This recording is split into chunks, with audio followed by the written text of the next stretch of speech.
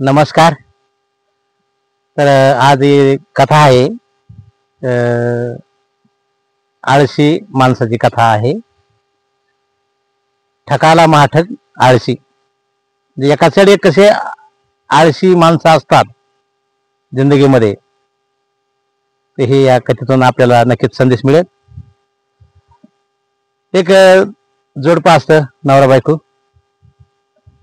तर मध्यम वर्गातील हे कुटुंब असतं. नवरा खूप आळशी असतो आणि बायको म्हणते उठा, लवकर उठतच नव्हता हा. सकाळी कधी उठायचं झालं तर 9-10 वाजायचे उठायला. आणि असं करून करून म्हणजे बळच त्याला उठून कामाला लावायची, शेतात पाठवायची, काम करायचे. एक दिवस ती नवऱ्याला म्हणाली की अरे म्हणे तुम्ही मुलगी आपली वयात आली, तिचं आता लग्न करायचं आपल्याला, तुम्ही काही तिचा विचार करीत नाहीत म्हणे. मग तुम्ही काय करा, काहीतरी बघा मिळलं स्थळ. ते आपले पाहुणे आहेत म्हणे याला चंदनपुरीला, त्यांचा निरोप आहे आपल्या, किती दिवसापासून या म्हणजे तुम्ही जा तरी आपल्या पुष्पाताईसाठी नवरदेव बघा म्हणे आपल्या. बर बर बर म्हणे पंत. बरं त्याला मग उठीला आंघोळ करायला लावली, कपडे घालायला लावले चांगले, आणि घोडा त्याला सजवून द्याला. घोड्यावर बसायला लावलं बळच. लय आळशी माणूस होता. हातात लगाम बी द्याला बायकोने त्याच्या हातात. जा म्हणे आता त्या तिकडे आपल्या चंदनपूरला पाहुण्याकडे, आणि जमुनेच्या म्हणे यावर्षी आपल्याला ते 1-2 महिन्यात मुलीचं उरकून टाकायचं. बरं बरं बरं गेला बाबा. हे हातात लगाम घेतला, घोडा दामटेला चालला कसा टाकडे टाकडत पुढं. गावाच्या 4-5 किलोमीटरवर गेला. हातातून त्याच्या चाबूकच पडला. रोडच्या कडेला पाहतो इकडे तिकडे कोणी येत आहे का म्हणून. कोणी काही आहे ना चाबूक द्यायला. याला खाली उतरायचा कंटा घोड्यावर. मग रोडच्या कडेला एक आंब्याचं झाड होतं 100-1 फुटावर.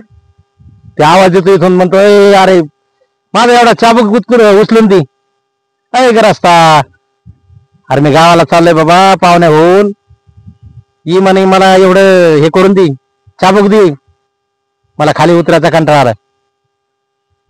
ते माणूस म्हणतो अरे मला उठायचा. तो बोलायला उलास नाही त्या माणसाला, हातानेच दिसता हे करू लागला. तो माणूस हाताने हातवारी करू लागला. ते झोपलेला माणूस होता आंब्याच्या झाडाखाली. ते म्हणतो अरे काय हाताने हातवारी करायला लागला, चला जाऊन तरी येतो. मग याने घोडा तिकडे नेला. तो काय खाली उतर नाही, पण घोडा त्या आंब्याकडे नेला त्याने. आणि आंब्यापाशी गेला, पाहतोय ते माणूस खाली झोपलेला, तोंडातून लाळ गळते. त्याला मोहळासारख्या माश्या लागलेल्या तोंडाला. इतक्या माश्या लागलेल्या की त्या माश्या आणायला उलाच नाही त्याला. ते म्हणतो अरे बाबा मला या माश्या आणायला उलास नाही, आणि तू म्हणतो इकडे तिथे येऊन चाबूक दे. का येऊ मी चाबूक द्यायला? बघ माझ्या तोंडाला किती माश्या लागल्या. अरे बाप, पाहतोय हो खरंच माश्या याला तर मोळच सारं माश्याने भरलेलं. त्या माणसाला उठायला उलास नाही. ते म्हणतो मला वाटलं मीच आळशी कोण. त्याला काय माणसात म्हणे या जगात, माझ्यापेक्षा आळशी म्हणे. काय खरं जिंदगीच इतका आळशीपणा असतो का? त्याला माश्या हाणायला सुद्धा उल्हास नाही. काय मूर्ख माणूस आहे म्हणे हा. याचं लगेच डोकंच उघडलं. हे जिंदगीत असा आळशीपणा काय कामाचा नाही. लगेच गेला मागे. त्याला खावळा, म्हणतो अरे उठ, आंघोळ कर म्हणे, फ्रेश होय. काय माश्या बसल्यात म्हणे, जाऊ घरी पड. त्याला 2-4 शिव्या दिल्या ह्या माणसाने, आणि हा गेला आणि स्वतः उतरला, चाबूक हातात घेतला, आणि मग मुलीचा नवरदेव पाहायसाठी त्या गावाला गेला.